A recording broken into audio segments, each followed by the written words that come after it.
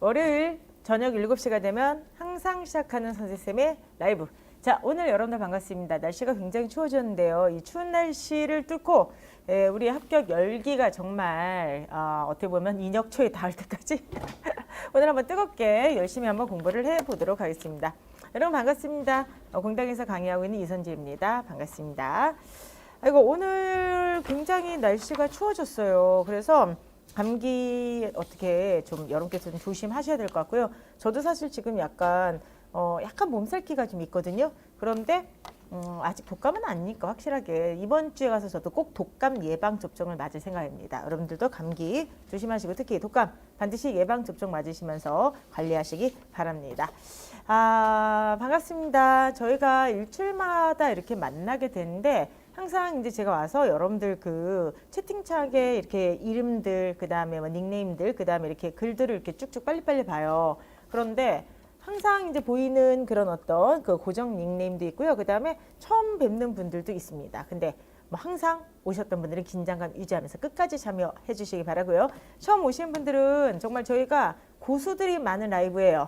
기죽지 마시고요.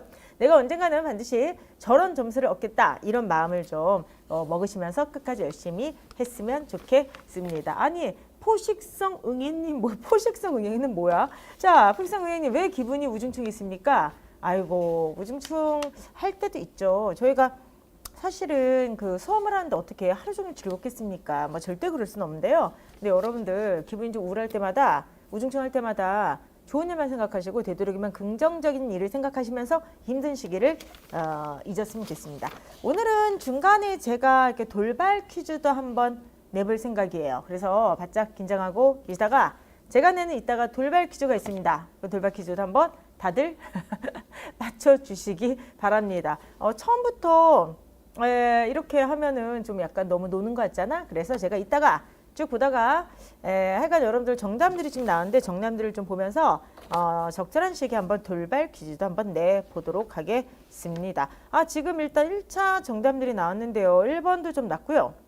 5번이 좀 낮네요. 배열 문제가 좀 어려웠네요. 그 다음에 전체에서 가장 낮은 거는 7번이에요. 7번이 지금 54%뿐이 안 나왔는데 미리 말씀드리면 오늘 일일독이 약간 지문이 어려워. 그렇다고 제가 일일독 난도를 지금 미친 듯이 올리고 있지 않거든요. 근데 조금 어려운지를 한번 내봤습니다. 그래도 여러분들께서 잘 푸셨을 거라 믿고 자, 지금부터 그럼 본격적으로 우리 라이브 한번 시작을 해보도록 하겠습니다.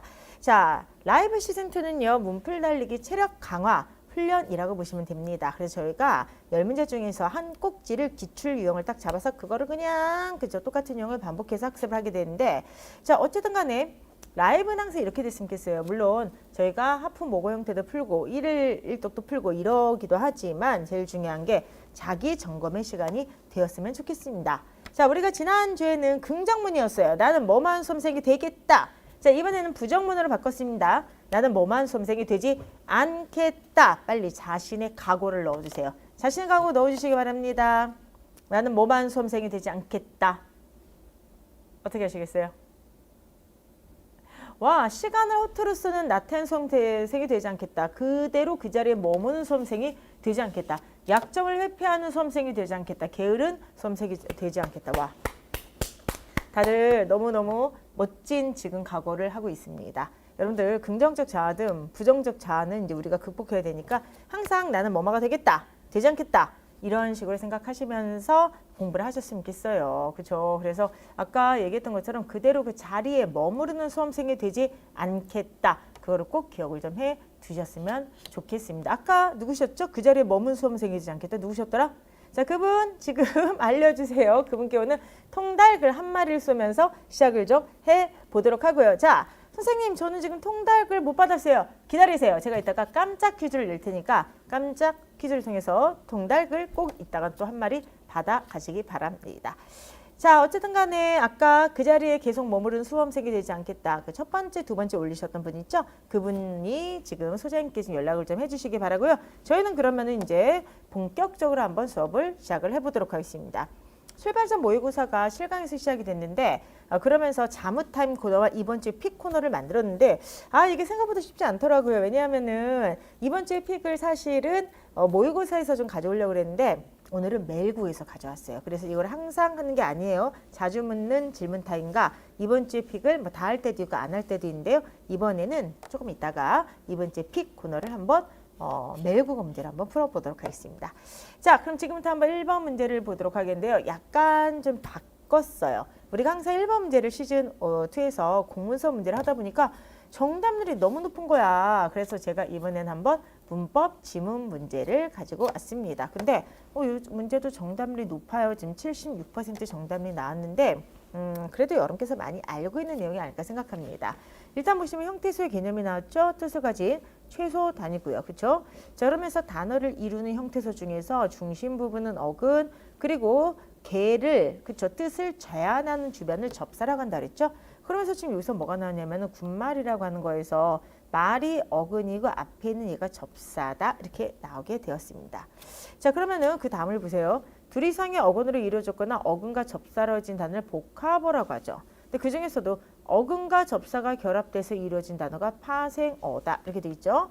자, 그러면서 여러분들 파생어에는 접사가 들어가야 되는데 접사의 기능을 이야기를 하고 있죠. 그런 다음에 접사는 접두사와 접미사가 있는데 접미사는 접두사와 마찬가지로 어근의 의미를 제한하기도 하지만 이거 접두사와 달리 대비양 만들어지네. 품사를 변화시키는 문법 달리 품사를 변화시키는 변화를 일으키기도 한다 이렇게 돼 있어요. 지금 제가 굉장히 빨리 설명을 했는데 그 빨리 설명한 이유가 솔직히 이번 지문에 나오는 문법 지식은 그렇게 어렵지가 않아서 그렇습니다. 자, 우리 다시 한번 여기 있는 내용을 바탕으로 다시 한번 해보도록 하죠. 자, 제가 수업 시간에 했던 거 다시 한번 생각해 보도록 하십시다. 집이 있어요. 집은 그러면은 덩어리가 하나잖아. 의미 뜻이. 그럼 얘는 어근이 하나이기 때문에 어근이 단일하다, 단일어라고 합니다. 근데 만약에 집에 여기 웅이라고 하는 말이 붙었다고 합시다. 물론 요즘은 지붕 자체를 단일어로 보기도 해요. 근데 어쨌든 설명을 해서 옛날 교수들이 책에 있는 예를 가져왔어요. 그럼 요것은 지금 집의 의미를 한정시켜주죠. 집 전체가 아니라 여기만 나타내기 때문에 얘를 접사라고 합니다. 그래서 이렇게 접사가 들어간 단어를 우리가 파생어라고 하는 거죠. 근데 반면에 이게 집이에요. 근데 이게 아니란 단어가 이렇게 있다고 합시다. 그럼 이거는 덩어리가 큰 두 가지 의미가 같이 결합돼서 하나의 단어를 만들었기 때문에 얘를 합성어라고 하는 겁니다. 그래서 다시 한번 설명을 드리면은 단일어라고 하는 것과 복합어라고 하는 게 있죠. 근데 복합어 중에서 방금 했던 것처럼 자, 어근에 접사가 붙어요. 뒤에 붙으면 접미사, 앞에 붙으면 접두사 이렇게 붙어있는 걸 우리가 파생어라고 하고요. 어근에 어근이 이렇게 붙어요. 이런 걸 뭐라고 한다? 합성어라고 합니다. 자, 우리 기본서 다시 한번 복습한 느낌으로 보도록 해요. 자, 그런데 이때 그 접사의 역할을 좀 보도록 할게요. 접사의 역할은 뭐라 그랬죠? 그쵸? 이건 두 가지를 가지고 있는데 첫 번째는 어근의 의미를 제한한다 혹은 보충한다. 그리고 두 번째 뭐라 그랬죠? 그렇죠. 두 번째는 품사를 변화시킬 수가 있다. 이 두 가지 기능을 가진다고 했죠. 근데 이거를 어렵게 생각하지 말고 그냥 영어로 생각하라고 제가 항상 얘기하죠. 영어에서 만약에 리얼이 있어. 얘가 그럼 뜻의 중심이죠. 어근이죠. 앞에 붙었으면 뭐야? 그치? 접두사. 뒤에 붙었으면 뭐야? 접미사. 그럼 영어에서도 마찬가지로 접두사가 품사를 변화시킵니까? 접미사가 변화시킵니까? 접미사가 변화시키죠. 따라서 접미사는 품사 변화의 역할을 한다. 우리가 보통 이렇게 알고 있지 않습니까? 그거 그대로 여러분들 가져가면 되는 것입니다. 됐습니까, 여러분들? 자, 문제 한번 풀어보도록 하죠. 파생어는 둘 이상 형태로 구성된다. 어근의 접사니까 당연하죠. 접두사는 어근의 품사를 변화시키는 기능이 없다. 접두사는 변화를 못 시키고요. 접미사가 시키고요. 이 앞에 있는 내용을 보면은 이렇게 나왔죠. 접두사 달리 품사를 변화시키는 거는 접미사이다. 이렇게 나왔어요. 세 번째, 파생 접사는 어근의 앞에 결합할 수도 있다. 접두사 뒤에 결합할 수 있다. 접미사. 자, 그 다음에 군살이라고 되어 있죠. 그럼 군살은요, 얘가 군이죠. 얘가 지금 살이야. 얘가 지금 어근이고 얘가 접사란 말이야. 근데 어근의 품사가 뭐예요? 살이 쪘다. 이건 뭐가 되겠어요, 여러분들? 명사가 되는 거죠. 자, 그런데 이 파생이 되었을 때도 접두사가 붙어 있죠. 접두사가 붙어 있으니까 품사 변화를 합니까? 못합니까? 못하죠. 그렇기 때문에 여전히 명사가 되는 거죠. 그렇기 때문에 다르지 않다. 그래서 정답은 몇 번? 4번이 되겠습니다. 지금 이 1번 문제는 사실은 정답률이 76인데 이거는 정말 나중에는 80억, 90까지 올라가야 돼요. 왜냐하면 형태로 내서도 많은 학생분들이 가장 많이 공부하고 또 가장 잘 알고 있는 파트의 어떤 내용들이에요. 그러니까 보통 문법 질문이 나오면은 점수가 60%로 떨어질 때도 많은데 이 정도는 이미 합격권에 있으신 분들은 다 공부를 한 거예요. 그렇기 때문에 무난하게 풀었던 문제입니다. 상위권은요. 정답률 봐봐 100%잖아. 지금. 그렇지? 그렇기 때문에 오늘 이거 좀 틀리시거나 조금 푸는데 시간이 걸리셨던 분들은 이걸 공부해야지 라고 생각하시고 열심히 여러분께서 한번 다시 한번 좀 봤으면 좋겠습니다. 오케이. 자, 오늘의 논리 문제를 보도록 하는데 이거 제가 지금 논리 문제를 잘못 뽑은 것 같아요. 왜 그러냐면은 3번 문제가 사실은 2번의 답은요. 이 3번이고요. 3번이 이번 주 픽이거든요. 왜 그러냐면은 이거를 매일국어에서 풀었어요. 이게 매일국어 시즌 3 문제야. 근데 매일국어 시즌 3에 실강분들이 이 문제를 많이 틀려서 일부러 이걸 가져왔어요. 그런데 어이고 저희 그 라이브는 논리 고수들이 워낙에 많으신 것 같습니다. 선생님 이런 게 뭐 이렇게 어려워. 어머나 더 어려운 걸 가져올 걸. 자, 2번 문제부터 한번 들어가도록 하겠습니다. 2번 문제 한번 보도록 하겠습니다. 3번 문제 시간이 많이 걸렸구나.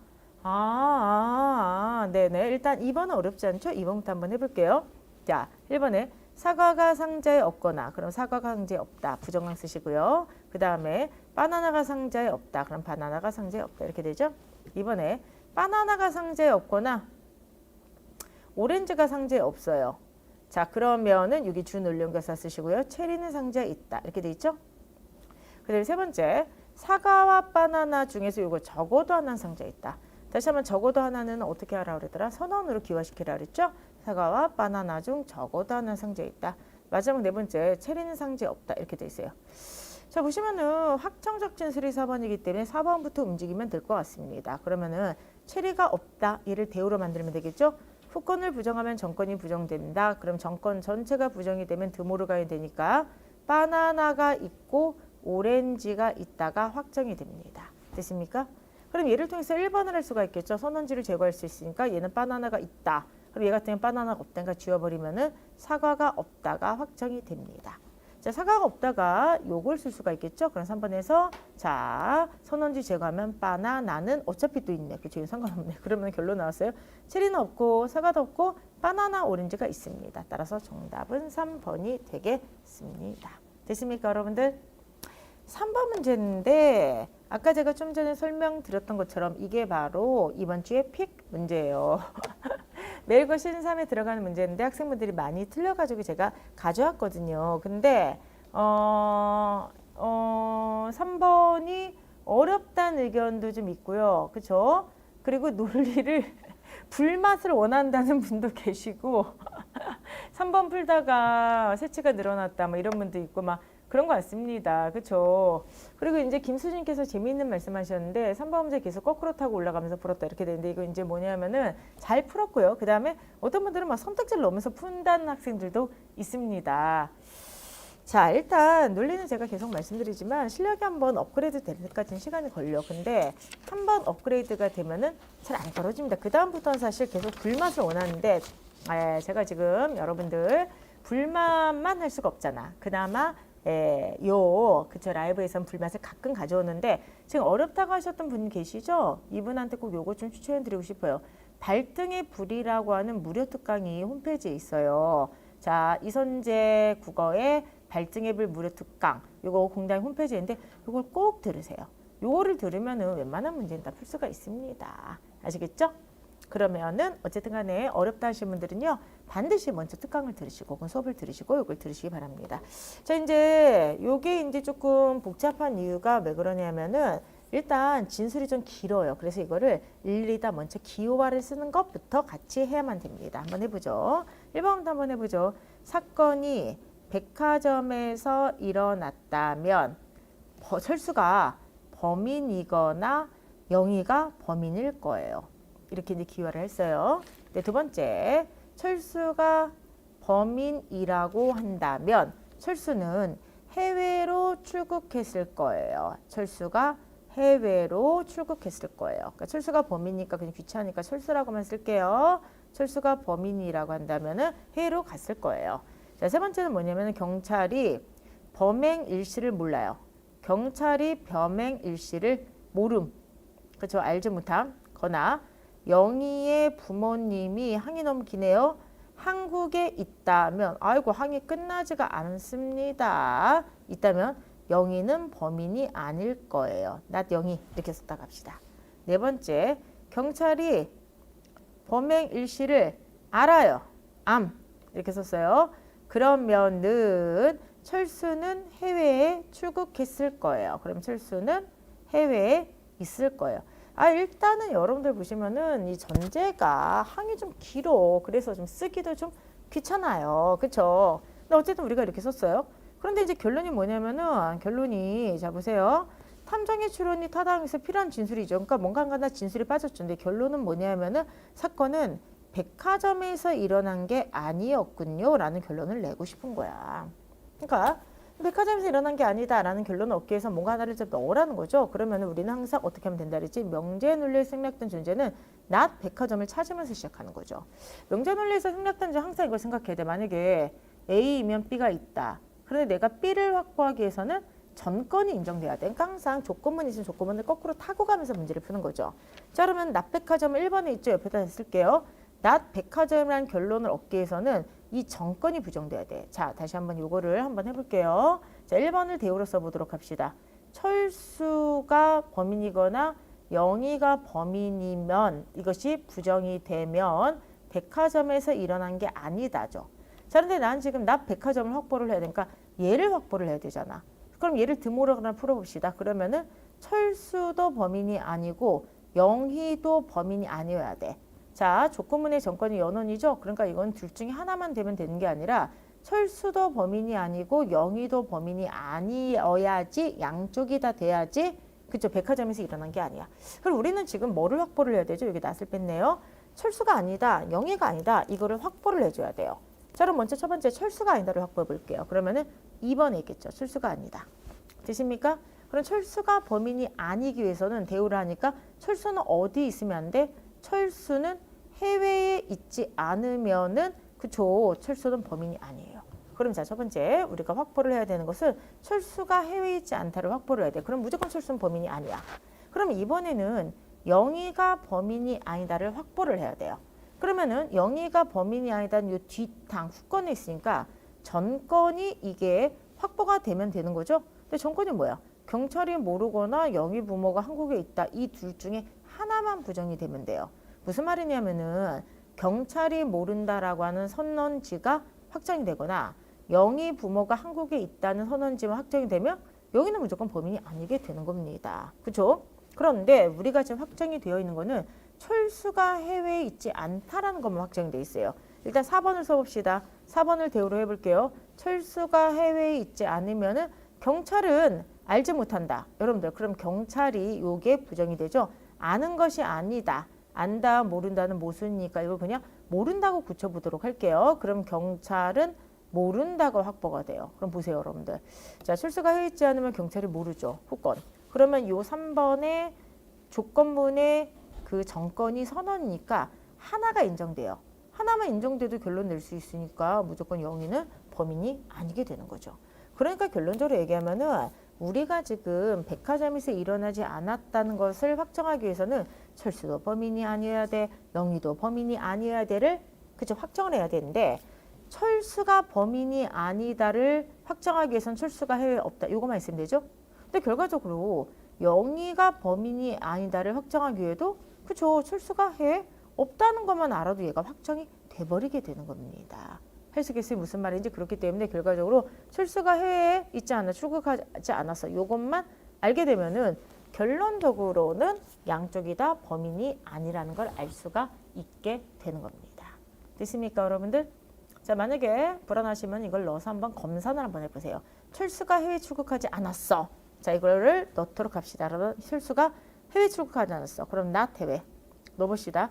철수가 해외에 있지 않으면은 경찰은 모르죠. 경찰이 모르거나 영희 부모가 한국에 있으면 영희가 범인이 아니니까 경찰이 모른다 확정돼 있으면 영희는 범인이 아니에요. 그 다음에 2번으로 가게 되면은 철수가 해외에 있지 않게 되면은 철수도 범인이 아니죠. 됐습니까? 그럼 결론적으로 명의도 아니고 철수도 아니죠. 그러니까 그쵸. 백화점에서 일어난 건 아니야가 확정이 됩니다. 됐습니까? 그래서 3번의 답은 몇 번? 1번이 되겠습니다. 어떻게 좀 잘 푸셨습니까? 지금 어쨌든 정답률은 이게 아마 초기 정답률이기 때문에 그렇게 나쁘진 않은데 아마 정답률이 시간 지나면 조금씩 좀 빠질 거라고 생각을 합니다. 지금 어깨춤 수업님께서 기호화를 실패했다고 했는데 아유 괜찮아요. 이런 것도 한번 연습을 해보는 거고 사실 이 정도 문제는요. 이게 매일 국어 시즌 3에서 나온 거라 그랬잖아. 매일 국어 시즌 3에 사실 그 뒤쪽 회차에서 제가 이 문제를 실었거든요. 그러니까 실제로 매일 국어 시즌 3이 전체 그 문제들 중에서 10문제 중에서 한 3문제 정도가 어려워요. 그래서 매일 국어 시즌 3에 실린 일부 문제라고 한다는 거는 난도가 좀 있다 생각하시기 바라고요. 오늘 틀린 게 중요한 게 아니에요. 오늘 틀림으로써 앞으로 맞아야만 되는 거지. 아시겠죠? 그렇게 보시기 바랍니다. 됐습니까? 아니 근데 지금 수업하다가 저 지금 모기 물렸어요. 여기 지금 모기가 있어. 오, 너무 근지러. 지금 그래서 좀 죄송합니다. 제가 지금 막 손을 긁으면서 이렇게 수업을 하는데 이거 모기가 있습니다. 모기가 지금 청강을 하고 있네요. 청강을 하고 있습니다. 자, 3번 앞 광고 들어가도록 하겠습니다. 출발선 봉투모의사 공부 의지를 북돋워줄 푸짐한 선물 폭탄들이 많이 있게 되는데요.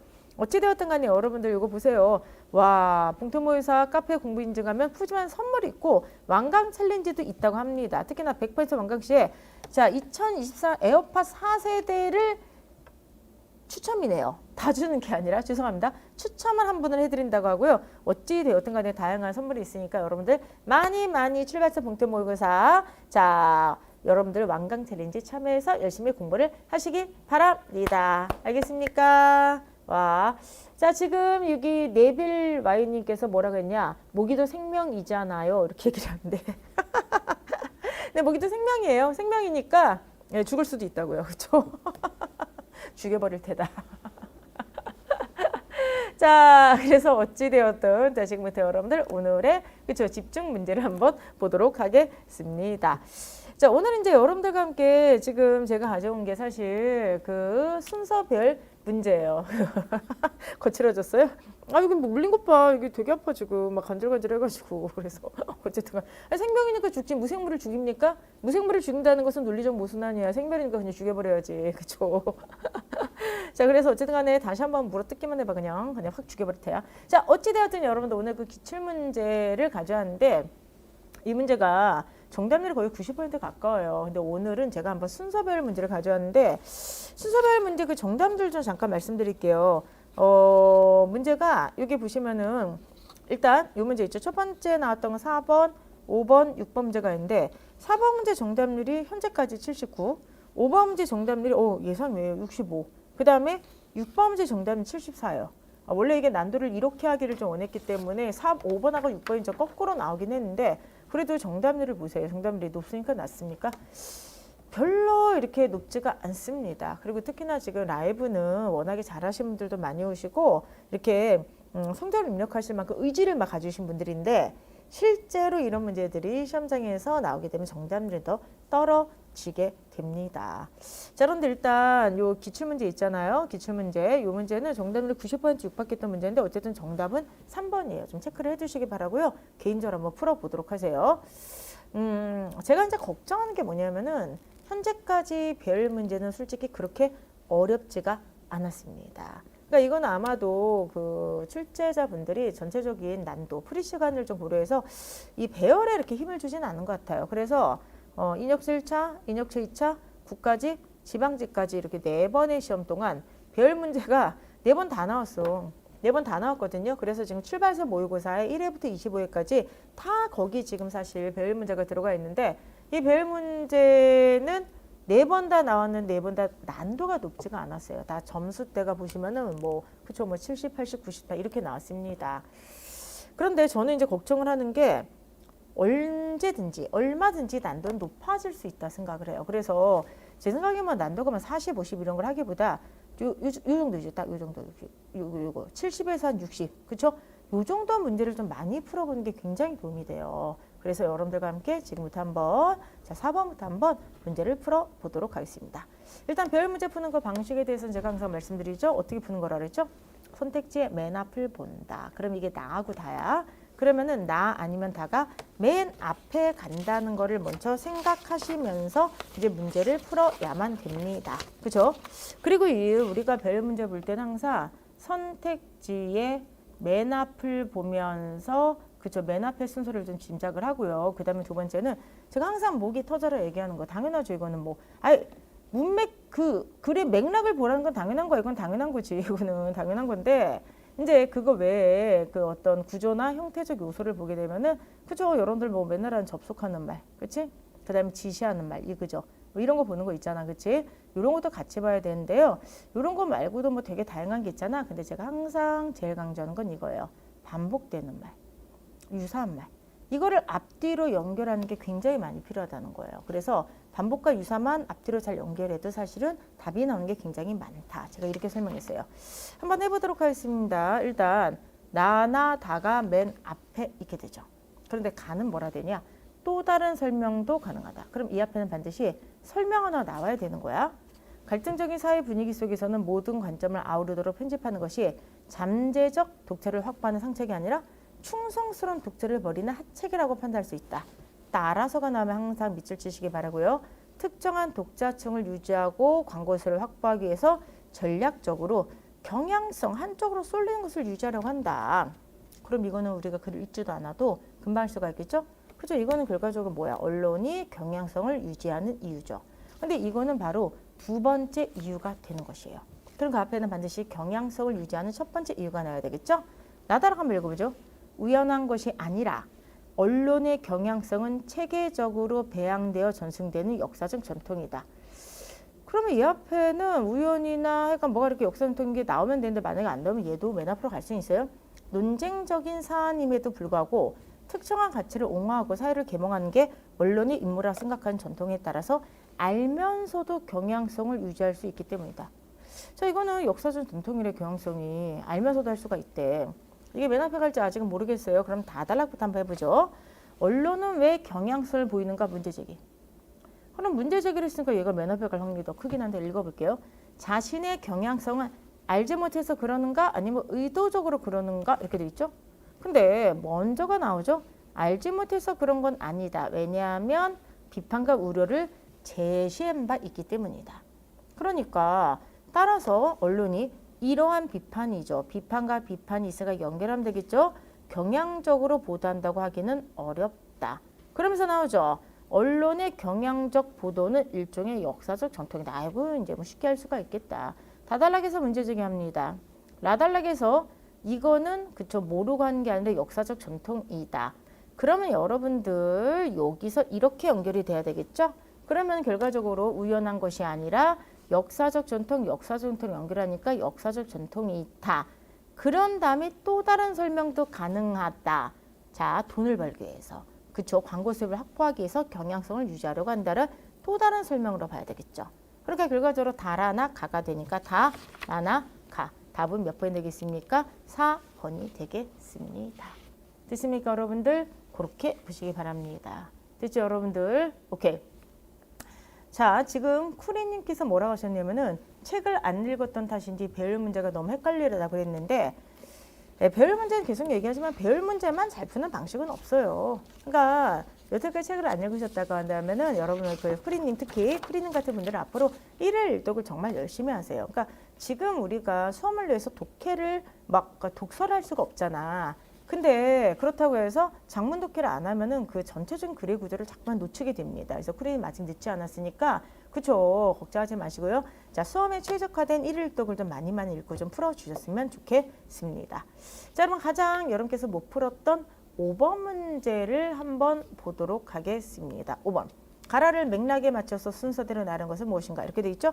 이 5번 문제가 진짜로 이거를 지금 제일 많이 틀렸어요. 이게 지금 정답률이 뭐냐면은 그렇죠. 정답률이 5번이 65%가 나왔어요. 그렇죠? 65%가 나왔는데 요 문제도 사실은 제가 멜국어 3에서 미리 가져온 거예요. 멜국어 3에서 이거 실강 분들께 풀고 했는데 실강 분들도 점수대가 굉장히 낮았어요. 60% 안팎 이렇게 됐거든요. 그래서 한번 이거는 연습용으로 제가 한번 가져왔습니다. 한번 보도록 하죠.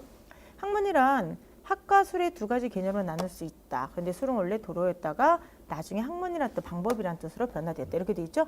근데 여러분들 보세요. 자, 선택지 맨 앞을 보면 다 아니면 라가 있죠. 그럼 얘는 무조건 다 아니면 라가 있다는 걸 생각을 해봐야 돼. 그리고 보세요. 가달락에 학은 이와 달라가 있죠. 그럼 이 앞에 학과 술이 있으니까 이 앞에는 반드시 뭐가 있어야 돼? 술이 나와야 되는 거지. 그러니까 가는 어차피 맨 앞도 아니지만 가 앞에는 반드시 술에 대한 게 나오고 여기는 학의 특성이 이렇게 들어가야만 되는 것입니다. 됐습니까? 그러면서 학은 이와 달라. 그 자체가 목적이고 근원이다. 그러면 그 자체가 목적이 아니다가 앞에 가야 되니까 술은 목적은 아니야. 그러면서 학의 본래적 의미는 지혜를 통한 깨달음인데 사과가 이게만 떨어지는 것은 누구나 알지만 사과가 왜 아래에 떨어진지를 모르는 것은 깨닫지 못하다. 그러니까 여기를 보게 되면 누구나 알지만 깨닫지 못하다. 그래서 여기는 누구나 알지만 깨닫는 것은 아니다. 암각 깨달음을 이렇게 대비를 시켜놓고 있어요. 어쨌든 간에 나달라. 다시 말해 지식 또는 기술이다. 그러나 기술은 수단이요 방법일 뿐이며 가치는 방법적 가치 부인다. 이렇게 돼 있죠. 그럼 요 앞에는 지식과 기술에 해당되는 게 나와야 돼요. 아직까지는 잘 모르겠어. 여기에서 여기는 이그제에서 이가 결합단 말이죠. 깨달음과 알매체가 발생한다. 아 그럼 여기는 안 네. 일단 다른 거는 모르겠어요. 다른 건 모른다고 하더라도 학은 이것과 달라서 어쩌고 저쩌고인데 아는 것과 깨달은 것은 다르다. 누구나 이걸 알지만 깨닫지 못한다. 여기서 깨달음과 알매체가 발생하는 거죠. 그러면 여러분들 가다음에는 반드시 뭐가 나와야 돼? 다가 나와야만 일단 됩니다. 그래서 가 다음에는 무조건 다가 이렇게 나온 건 확실하죠? 그럼 마지막 라를 읽어봅시다. 도로라는 것은 목적지를 전제로 한 것이며 수단이며 방법이다. 나왔잖아. 앞에 도로가 시작됐죠. 그럼 여기 지금 뭐가 나왔어? 도로라는 것은 어쩌고저쩌고 수단이며 방법이다. 이렇게 나왔죠? 그러면 맨 앞에 반드시 라가 들어가야 돼. 그리고 여러분들 그 다음을 보도록 하세요. 수단이며 방법이다. 다시 말해 수단과 방법은 지식 또는 기술인데 기술은 또 나왔죠. 수단이며 방법이오죠. 여기가 수단과 방법이 있으니까 여기가 수단과 방법이 나오지. 그러니까 라다 하면 뭐가 들어가? 나가 들어가야 되죠. 그러니까 다른 말로 하면은 술이라고 하는 것은 수단과 방법인데 기술은 술이 되는 거죠. 자, 근데 학은 이것과 달라서 학은 근원적 가치이다. 그래서 마지막에 아는 것과 깨닫는 것은 다르다. 이렇게 들어가야 되죠. 그래서 이건 라, 나가, 다. 라, 나가, 다. 정답은 몇 번? 4번이 되는 것입니다. 됐습니까? 여러분들 보세요. 제가 조금 전에 뭐라고 그랬냐면은 이 말을 되게 강조했어요. 반복되거나 유사한 표현을 연결하라. 이게 정말 중요한 이유가 왜 그러냐면은 사실 그 5번 문제 같은 경우는 지금 보시면 정답률이 65니까 굉장히 낮잖아. 실제 시험에서 60번째 정답률은요. 굉장히 변별력이 있는 오답률 5위 안에 들어가는 문제거든요. 근데 이거 틀리셨던 분들 그냥 내용을 한번 보지 맙시다. 내용을 보지 맙시다. 그럼 머릿속에 요거는 다나 라 둘 중에 하나가 앞에 있다. 먼저 이건 생각을 해야 되지? 그러면 내용을 보지 말고 그냥 자 지금부터 우리가 확률을 높이는 걸 한번 해봅시다. 어차피 내가 헷갈리면은 틀릴 위험이 있다는 거지? 그러면 정답이 될 확률을 그쵸 높이는 걸 한번 생각을 해보도록 할게요. 그러면 방금 전에 얘기했던 것처럼 제일 좋은 방법은 뭐냐면은 전체적인 맥락과 구조를 이해하고 맥락과 구조를 통해서 글 전체의 흐름, 문맥의 힘을 통해서 문맥의 흐름을 통해서 글을 갖다가 구조화시키는 거야. 근데 그게 만약에 안 됐다고 합시다. 그럼 확률을 높여야 되겠지? 확률을 높이기 위해서는 항상 시각적으로 보세요. 도로가 있지? 방법이 있지? 그러면은 도로가 있고 방법이 있지. 얘 다음에 얘가 올 확률이 높아요. 그쵸? 그런 다음에 여러분들 도로 방법 그러나 방법일 뿐이다. 이게 나왔죠? 그러면서 학은 이것과 달라 그 자체가 목적이다. 근원이고 특히 깨닫다가 있죠. 깨닫다와 깨닫다를 연결을 이렇게 해주는 거야. 그럼 논리적으로 내용은 먼저 모르더라도 도로니까 라가 앞에 가고 방법이니까 나가 가죠. 중간에 뭐가 이렇게 왔다 갔다 할지 모르겠는데 하여간 요거는 깨닫는다 요게 나오게 되니까 가고 다가 올 확률이 커요. 그래서 선택지를 보게 되면 확률이 라, 나, 가, 다가 올 확률이 높은데 어차피 여기 가다는 앞에 오는 게 없잖아. 그러면 라나 가다를 찾으세요. 라나 가다. 정답은 그럼 몇 번? 4번. 이렇게 되는 겁니다. 아시겠죠? 그래서 여러분들께 제가 항상 말씀드린 게 이거예요. 이 배열 문제는 제가 항상 얘기하는 게 그 맥락 문맥으로 푸는 게 최고죠.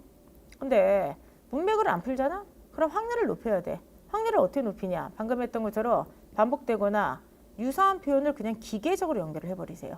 그러면 당연히 정답일 확률이 높아집니다. 아시겠죠, 여러분들? 그렇게 보시기 바랍니다. 됐습니까, 여러분들? 지금 김수진님께서 뭐라고 하셨냐면 되게 중요한 질문했네요. 선생님, 혹시 실제 시험에서 저렇게 연결되는 걸로 근거 찾고 풀었다면 내용 확인 안 하고 가감히 넘겨도 될까요? No. 이 문제는 제가 항상 얘기를 하는데 확률을 높이는 거예요. 그렇기 때문에 무조건 모든 문제를 이렇게 푸는 게 아니라 맥락으로 안 풀렸을 때 이렇게 풀라고 하는 겁니다. 아시겠죠, 여러분들? 그래서 약간 보조적 방법으로 써야 돼요. 왜 이렇게 제가 풀라고 하냐면은 배열 문제에 대해서 많이 얘기했잖아요. 배열 문제 만약에 내가 A, 그 다음에 C, B 이게 답이 나왔어. 근데 어떤 학생이 문제 제기를 하는 거야. 선생님, 글을 이렇게 읽지 않고요. 이렇게 읽어도 답이 나온대요. 글이라고 하는 건 사실 그쵸, 구조를 조금 바꿔도 충분히 맥락 통할 수가 있잖아.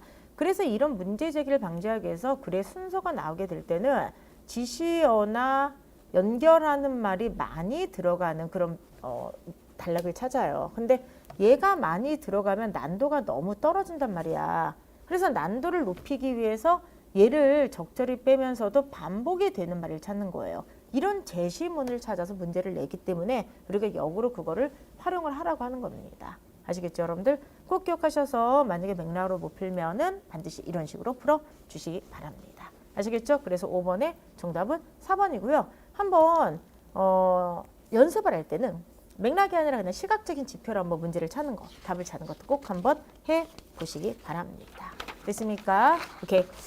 자, 6번 문제 이제 들어가는데 자, 돌발 퀴즈 내도록 하겠습니다. 6번 문제 하면서 돌발 퀴즈. 제가 실강분들한테는 저번 주에 금요일날 이제 말씀을 드렸는데 금요일날 그 멜국어 했던 수업이었구나. 그때 말씀드렸는데 제가 정말 진짜 오랜만에 콘서트를 갔어요. 금요일날. 콘서트를 갔습니다. 진짜 오랜만에 갔어요. 좀 얼마 만에 갔는지 좀 기억도 안 나요. 근데 제 중학교 친구들이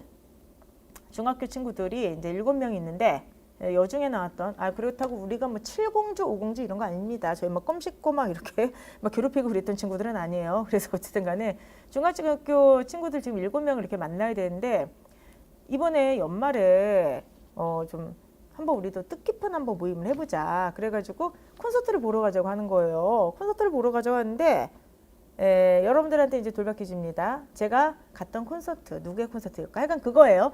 그런데 어쨌든 간에 전 깜짝 놀랐다.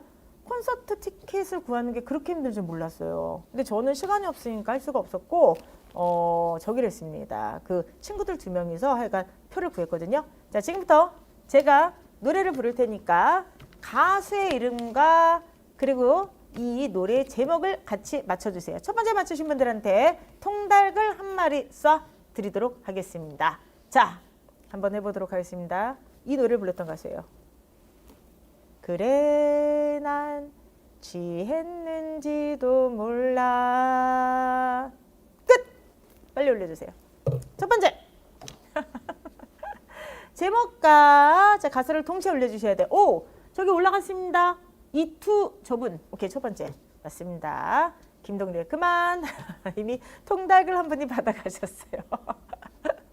김동률의 취중 진담이었어요. 웬일이야. 그래서 저 동률님 콘서트 처음 가봤어요. 처음 가봤는데 우와. 아니 잠깐만. 코코넛 칩칩님 누구지? 모르시는구나. 그렇구나. 김동률의 취중 진담이라고 하는 그런 노래예요. 그런데 어쨌든 간에 되게 놀랬던 게 뭐냐. 정말 이 세상에 노력으로 정말 안 되는 건 없다. 콘서트 티켓을 2명이 친구가 구했는데 한 명이 아마 PC방 갔을 거예요. PC방 가가지고 7표를 구해야 되니까 4장을 그 친구가 이제 구한 거예요. 그런데 어찌되었든 간에 요즘 콘서트 티켓 구하기 너무 힘들대. 그 친구들 덕에 저는 콘서트를 재밌게 보고 왔습니다. 건건님 우와 엄청 좋았다고 하던데 부러워도 있고요. 잘 몰라요도 있고 난리가 났습니다. 난리가 났는데 되게 좋았어요. 또 이제 저 같은 경우는 정말 간만에 갔으니까 너무너무 좋았는데 이 얘기하면은 잠깐만 동률님 팬들 욕할 거죠? 욕하는 거 아니야? 욕하는 거 아니야? 1부가 있고 2부가 있는데 제가 수업 끝나고 갔잖아. 그리고 이제 김동률님 콘서트는 약간 이렇게 잔잔해요. 그리고 움직이지도 않으시더라고요. 모든 그 팬들이. 저는 막 이렇게 난리칠 줄 알았는데 그냥 가만히 막 이러고 있어요. 그리고 제 앞에 있던 어떤 여자분은 계속 울었어요. 계속 울면서 눈물을 훔치고 막 이러고 계셨거든요. 그 아마 옛날에 그 떠나간 희미한 옛사랑의 그림자가 생각이 났나 봐. 근데 1부가 있고 2부가 있었는데 근데 욕할 것 같아. 1부 때 조금 전 졸았어요. 너무 피곤해가지고. 노래가 잔잔해. 그리고 거기 있는 모든 분들이 움직이지 않고 정말 동률님만 보면서 노래를 듣는 거야. 그러니까 저 입장에서는 수업 끝나고 갔으니까 너무 피곤해가지고 예, 이렇게 깜빡깜빡 졸았어요. 그래서 이제 2부부터 다시 한번 신경일전하고 열심히. 그래서 제가 아니 자장가에서 그랬다는 게 아니라 여러분들의 입장이 생각이 나는 거죠. 재밌게 들어야겠다. 재밌게 들어야겠다. 그래서 그 좋은 노래를 들었는데도 제가 잠깐 이렇게 졸았는데 여러분들 얼마나 제 수업이 그죠 힘든데 좀 졸리겠습니까? 아 근데 잠깐만 동생님 팬들 놀라지 마세요. 저는 뭐라고 하지 마세요. 원래 전 잘 자. 넌 너무 피곤하니까 언제인지 기억이 안 나는데 제가 백조의 호수 그 발레 공연 있잖아. 그 표를 누가 선물해 줬어. 그래서 너무 피곤했는데 수업 끝나고 백조의 호수를 발레 공연을 보러 갔습니다. 보러 갔는데 지금도 기억이 나요. 이게 눈 떴더니 백조가 나오고 눈 떴더니 백조의 호수 그 발레 공연을 보면 너무너무 놀라운 게 그 백조들이 이렇게 한 상태에서 움직이질 않아요. 계속 이러고 있어. 계속. 그러니까 백조들 일렬로 이렇게 쭉 이렇게 V자로 서 있잖아. 그러면서 이 백조들이 움직이지 않고 계속 이러고 있어. 내가 이때부터 이제 졸았나 봐. 근데 눈 떴더니 또 이러고 있는 거야. 그래가지고 어머나 웬일이야. 저 사람들이 아직까지 이러고 있네 막 이랬거든요. 근데 중간에 이제 몇 번 이제 움직이게 됐던 거죠. 그래서 지금도 기억나는 백조의 호수는 그겁니다. 눈 떴더니 백조, 눈 떴더니 흑조, 눈 떴더니 왕자가 쓰러져 있고 눈 떴더니 왕자가 일어나 있고 피곤해서 그래요. 그래서 어찌되었든 간에 지난주 금요일날 어쨌든 좋은 기운을 받고 좋은 노래를 이렇게 듣고 와서 여러분께 나누려고 제가 잠깐 잡담을 했어요. 자 이제 6번 문제 들어가야 되니까 열심히 풀어보도록 하겠습니다.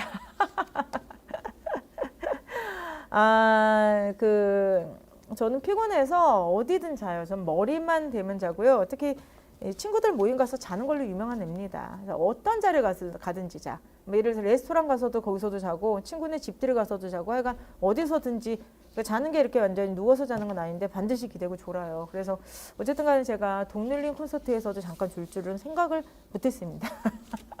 못했는데 아예 동률님 콘서트는 정말 잠깐 내가 너무 피곤해서 졸았던 거고 제일 황당했던 건 백조 호수였다니까요. 그래서 백조 호수는 처음부터 끝까지 기억이 잘 안 나. 기억이 잘 안 나. 자, 어깨춤사님 너무 감사합니다. 어깨춤사님 뭐라고 했냐면은 오랜만에 선생님 노래 들어서 좋아요 라고 했습니다. 노래 한 곡 더 불러드릴까요? 공무원 시험 합격은 공인중개사 합격, 주택관리사 합격 등 우리 모두 다 같이 합격. 자, 빨리 공당이 돈 나기 전에 빨리 6번 문제를 풀어보도록 하겠습니다. 자, 6번 문제 지금부터 한번 풀어보도록 하겠습니다. 가라를 맥락에 맞게 자연스럽게 열광글 한번 찾아보도록 하겠는데 6번 문제가 자 74% 그 학원에서 저 진짜 모델로 써야 돼. 그 노래 하도 많이 불러가지고 자, 그쵸, 광고 들어와야 됩니다. 저기 애팅팅 학원 좀 이렇게 직원분들 연락 좀 해주세요. 지금 광고 들어와야 될 것 같습니다. 자, 어쨌든 간에 6번 문제, 자, 실사 번트가 나왔는데 한번 해보도록 할게요. 마찬가지로 나하고 라가 맨 앞에 있죠. 그러니까 나나 라가 맨 앞에 와야 되는데 저는 사실 그 6번 문제가 오히려 풀 때 시간이 더 걸릴 줄 알았어요. 5번보다. 왜 그러냐면은 보세요. 그러나 노블레즈 오블리주는 자, 지도층에 속하는 사람들의 도덕적 의무감을 강조한다. 이렇게 돼 있죠. 근데 보시면은 지도층에 속하는 사람들의 도덕적 의무를 강조한다는 게 지도층의 도덕적 의무를 중시하는가 지도층만 중요하고 중요하지 않다는 말인가 두 번이 나와요. 그래서 사실 6번 문제 같은 경우는 바로 다음 순서를 잡을 수가 없습니다. 왜냐하면은 얘랑 지금 그죠 반복이 되는 게 얘도 있고 얘도 있죠. 그렇기 때문에 얘는 읽어봐야만 돼요. 가다락을 보게 되면 뭐라 되어 있냐. 우리식 표현이든 서구식 생각이든 지도층의 도덕적 의무감이 가장 효율적이다. 그래서 노블레스 오블리주다. 이런 말이 나오게 되고요. 그 다음에 사실 요거 다음에 나가 들어가야 되거든요. 야, 왜 지도층만 도덕적 의무감을 중시해? 라고 얘기를 했더니 그 다음에 윗물이 맑아야 아랫물이 맑기 때문이다가 나와요. 자, 그런데 그 다음에 자 뭐라 돼 있죠? 그런데 이 두 생각이 그대로 적용되는 거 아니다. 사회에서도 위가 맑아도 아래가 부정한 경우가 비일비재하다 이렇게 되어 있습니다. 됐습니까? 그렇기 때문에 여러분들 여기서 우리가 그쵸 반드시 봐야 되는 거는 일단 나가 앞에 갈지 아니면은 라가 앞에 갈지를 모르지만 정확한 거는 여기가 윗물이 맑아야 여기도 윗물이 맑아야 이게 지금 반복이 되죠. 그러니까 나하고 다는 같이 갈 확률이 굉장히 높다라고 하는 거예요. 됐습니까 여러분들? 자 그런 다음에 라를 보게 되면 그렇다면 지도층만 도덕적 의미가 중요하고 일반은 중요하지 않다는 거야? 라고 얘기하죠 여러분들. 자 그러면서 라하고 나 중에서 뭐가 앞에 가는지를 잡아줘야만 됩니다. 그런데 선택지를 보세요. 선택지를 앞에 보면은 나다는 없죠? 근데 라는 지금 맨 앞에 가는 게 있잖아. 여기를 보게 되면은 그런 다음에 라가 맨 앞에 가면서 나다가 붙어 있는 게 딱 하나뿐이 없죠. 라가 맨 앞에 가면서 나다가 붙어 있다. 정답은 그래서 몇 번이 되겠어요? 3번이 되는 겁니다. 따라서 이 문제는 여러분께서 어떻게 푸셨는지 모르겠는데 사실은 방금 했던 방식으로 선지를 비교해서 푸는 게 훨씬 더 빠릅니다. 물론 맥락으로 풀어도 되지만 선지 비교가 훨씬 더 빠르다. 왜 그러냐면은 나 다음에 무조건 다가가야 된다. 그 다음에 나다가 맨 앞에 오는 게 없으니까 라가 맨 앞에 가야겠죠. 그럼 라, 나다. 그런 다음에 맨 끝에 노블레스 오블리주라고 하는 것을 강조하면서 끝나게 되는 가가 오게 되면은 그쵸 답이 금방 나오게 됩니다. 정답은 그래서 3번이 되겠습니다. 됐습니까 여러분들? 오케이. 그래서 지금 어깨춤 수업이 뭐라고 했냐면은 자문자답이 2개나 더 신경 썼다. 그때 김한별님께서 뭐가 앞으로 가야 되는지를 모르겠다라고 했어요. 그거를 의도하는 문제예요. 그래서 저는 사실 5번보다 6번이 더 어렵다 생각해서 얘를 더 뒤에다 배치했는데 사실 정답률은 얘가 더 높았어요. 하지만 함정은 사실은 6번이 더 큽니다. 6번 같은 경우는 얘도 의문, 얘도 어떻게 되죠? 의문. 그리고 둘 다 지도층의 도덕적 의무감을 왜 강조하는가라고 하는 문제를 제기하고 있기 때문에 얘가 앞에 온지 얘가 앞에 온지를 잡기가 굉장히 힘들어요. 그랬을 때는 어떻게 한다? 아까 얘기했던 것처럼 유사한 편을 연결한다. 윗물, 윗물. 얘는 무조건 붙어야만 되는 거죠. 그래서 무조건 나하고 나를 붙여놓고 생각하세요. 그게 훨씬 더 빠릅니다. 됐습니까 여러분들? 이렇게 보시기 바랍니다. 오케이. 그래서 6번의 답은 몇 번? 3번이 되겠습니다. 정리 한번 해보도록 하겠습니다. 정리하게 되면은 그쵸. 오늘 이제 문제를 통해서 제가 좀 보여드리고 싶은 거는 순서별 문제를 좀 조심하라고 하는 거예요. 근데 많은 분들이 순서별 문제만 잘 푸는 게 있냐라고 하는데 솔직히 순서별 문제만 잘 푸는 방식은 존재하지 않아요. 글 전체 구조를 봐야 돼. 다만 우리가 순서별 문제를 조금 더 빨리 푸는 요령 내진 스킬을 갖다가 얻을 수가 있는데 접속해봐라, 지시해봐라 이런 거 다 알잖아. 그치? 그러니까 제가 강조해 드린 거는 유사어구나 반복하는 어구가 있으면 얘를 갖다 무조건 붙이라는 거예요. 특히나 6번 문제가 연습용으로는 굉장히 좋은 게 6번 문제처럼 뭐가 앞에 가는지를 모를 때는 학생분들이 읽고 또 읽으면서 시간을 다 쓰게 돼요. 그렇기 때문에 이럴 때는 읽고 읽으면서 시간 쓰지 마시고 무조건 붙어야 되는 거죠. 자, 표현이 반복되든지 어구가 동일한 것을 갖다가 먼저 붙이세요. 그런 다음에 나머지 선지 비교를 통해서 푸는 게 훨씬 더 빠르게 풀 수가 있다. 이거를 좀 기억을 좀 해 두시기 바랍니다. 아시겠죠 여러분들? 그런 것들 자 보시면서 여러분께서 정리하시기 바랍니다. 자 어찌되었든 간에 두 번째 광고인데요. 출발선 봉투 모의사 지금 막 열심히 풀고 계실 겁니다. 실강 분위기도 지금 너무나도 뜨겁고 그 다음에 동강을 들으신 분들도 지금 열심히 풀면서 따라오는 것 같은데 지금 저희가 출발선 모의고사는 일주일에 4회에서 5회 푸는 걸 목표로 하고 있어요. 그러니까 여러분들이 실강을 못 든다고 하더라도 월, 화, 수, 목 푸시든지 월, 화, 수, 목, 금 하나씩 푸시든지 아니면은 월요일, 화요일 모아서 푸시든지 간에 일주일에 4회차에서 5회차를 꾸준하게 풀면서 연습한다는 거 절대로 잊지 마셨으면 좋겠습니다. 저희가 출발선에 500문제, 그 다음 결승선에 500문제 합쳐서 1000문제를 갖다 제공을 하고요. 선생님, 1000문제보다 더 풀고 싶어요. 그러면은 매일 국어 있잖아. 시즌 1, 2, 3, 4. 그리고 일요일도 있잖아. 여기가 합치면 또 1000문제예요. 그래서 결과적으로는 저희가 출발선과 결승선을 통해서 1000문제를 제공을 해드리고 그 다음에 매일 국어 등등을 통해서 1000문제를 제공해서 여러분들이 어쨌든 정말 양질의 문제, 2000문제를 가지고 언제든지 훈련할 수 있도록 지금 도와드리고 있으니까 어찌되었든 지금이라도 바로 문제표로 뛰어오시기 바랍니다. 아시겠죠? 자, 이제 드디어 일일독을 좀 풀도록 하겠는데 노래가 또 부르시네요. 그렇죠? 다시 사랑한다 말할까. 아 진짜 그 콘서트 갔다 와서 1부 때 좀 좋은 것을 반성하면서 갔다 와가지고 김동률님 노래 듣고 다음날 주말에도 동률님 노래를 들으면서 주말을 보냈습니다. 주말에 보냈는데 근데 아까 약간 거기서 충격받은 게 동률님을 모른다 그러신 거예요. 아니 모를 수 있죠. 당연히 모를 수 있죠. 근데 저도 이번에 콘서트 가서 충격받은 게 있습니다. 저는 김동률님이 나보다 오빠인 줄 알았어. 진짜 한두 살 더 많다고 생각했거든요. 이번에 가서 친구들이 얘기해 주던데 저랑 동갑이래요. 그래서 너무 놀랬습니다. 너무 놀랬어요. 그래서 아 가가지고 오빠 했으면 큰일 날 뻔했구나. 약간 그랬습니다.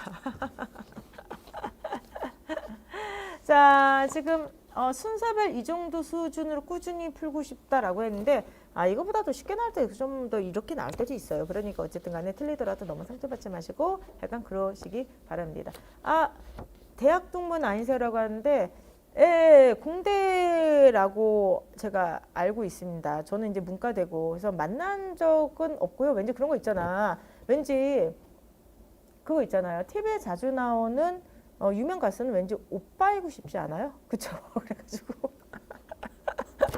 왠지 그렇잖아요, 여러분들. 우리가 이제 조용필 제가 좋아하는 그 가왕이신 조용필 그쵸? 근데 사실 물론 조용필 오빠라고 하진 않지만 어쨌든 이게 TV에 나오는 유명한 분들 약간 이렇게 오빠 뭐 이러고 싶지 가서 야 뭐 이러고 싶지는 않잖아 사실. 그러니까 되게 제가 김동률님을 잘 아는 것처럼 얘기하는데 저는 조금 말고 그분은 저를 전혀 모릅니다. 전혀 모릅니다. 어쨌든 그렇습니다. 저기 나왔네. 콘서트장 가면 더 오빠 아닌가요? 맞습니다. 혼나면 더 오빠지. 당연한 거죠. 그렇죠. 감사합니다. 자, 그럼 어쨌든 간에 자 지금부터 우리가 일일 또 풀도록 하는데 이제 다시 이제 집중해 주시고요. 오늘은 이제 콘서트에 여운이 있다 보니까 제가 자꾸만 잡담으로 가네. 우리 공부 안 하고 그냥 잡담으로만 잡담의 한길로 한번 가볼까요? 자, 오늘은 일단 여러분들과 함께 읽었던 일일독이 조금 어려워요. 그래서 정답률을 보면 알 수가 있죠. 정답률에서 내용일치 문제, 이거 7번 문제가 정답률이 간만에 54%가 나왔습니다. 그러니까 조금 어려워. 근데 약간 좀 어려운 문제도 한번 읽어봐야만 되죠. 그래서 지금부터 한번 여러분들과 프랑크푸르트에 대한 한번 글을 읽어보도록 하는데 그 오른쪽에 프랑크푸르트에 대해서 설명했죠. 거기를 보게 되면은 여러분들 워낙 유명한 철학자니까 들어는 봤을 것 같습니다. 자, 보충 설명 보시기 바라고요. 지금부터 한번 보도록 하겠습니다. 이 글은요, 프랑크푸르트의 의지 이론에 대한 그런 어떤 글이 되겠습니다. 자, 프랑크푸르트의 의지 이론에 대한 글이 되는데 인간 단순히 욕구를 가진 존재가 아니라 다양한 욕구를 평가하고 그중 어떤 것을 자신의 의지를 삼을지 선택할 수 있는 존재다. 그러니까 의지에 무조건 휘둘리는 게 아니라 의지를 평가하고 선택할 수 있는 존재다. 그러면서 이에 대해서 프랑크푸르트는 자발적 중독자와 비자발적 중독자를 비교해서 설명한다. 자, 항이 두 개가 있어요. 그럼 이거는 당연히 비교적인 내용도 들어가 있겠지만 대비항을 만들면서 읽으라고 하는 거죠. 그러면 한번 해보도록 하겠습니다. 비자발적 흡연 중독자는 이거 나왔죠? 자신이 흡연에 중독된 사실을 몸서리치면서 그것을 벗어나기 위해서 안간힘을 쓴다. 이와 달리 자발적 흡연 중독자는 흡연 중독을 매우 바람직 것으로 받아들인다. 야, 나 흡연 중독이야. 막 이렇게 한다는 거죠. 자, 그런데 자발적 중독자, 비자발적 중독자 모두 흡연 중독자이고 흡연의 욕구가 불수의적이에요. 자기의 마음대로 되지 않는다는 것. 그렇죠? 자기의 의지대로 되지 않는다는 것으로 발생하는 것 또한 같다. 그러니까 어떻게 보면 휘둘리는 거잖아. 그럼에도 그들은 흡연에 대해서 완전히 상반된 태도를 취하는데 비자발적 중독자에게 흡연의 욕구는 거역하기 힘든 심리적 힘이지만 그럼에도 그는 그 욕구를 진정한 자로 받아들이지 않는다. 자, 이거 한번 대비항 만들어 볼까요? 얘는 비자발적이야. 그러면은 얘 같은 경우는 뭐냐 하면은 흡연의 욕구를 진정한 자로 받아들이지 않아. 그럼 얘는 그렇죠. not 흡연 욕구를 받아들인다. 받아들이지를 못하게 되는 거죠. 그러니까 그에게는 받아들이지 못하니까 흡연의 욕구가 하나의 외부적인 힘에 불과하죠. 자, 자발적 중독적에도 흡연 욕구는 통제를 벗어나 발생해. 그러니까 자발이나 비자발적이나 둘 다 얘가 여기 나왔죠? 불수의적이죠. 그러니까 얘 같은 경우는 둘 다 통제가 안 되는 거야. 통제를 벗어나 있죠. 그러니까 둘 다 통제가 되지 않는 욕구예요. 그러나 자발적 중독자는 욕구를 참된 자로 승인한다. 그러니까 뭐냐면은 둘 다 통제가 안 되는 건 맞는데 자발적인 거는 흡연의 욕구를 참된 자아로 흡수를 하게 되는 거예요. 승인을 하게 되죠. 그런 의미에서 흡연의 욕구는 그의 자발적 중독자에게 영향을 미치는 외부의 힘이라기보다는 A라기보다는 B죠. 그러니까 이거는 대비죠. 그의 자를 구성한 심적 요소이다. 그러니까 흡연을 자로 받아들였더니 외부의 힘이 아니라 이거는 내부 심적인 요소이다.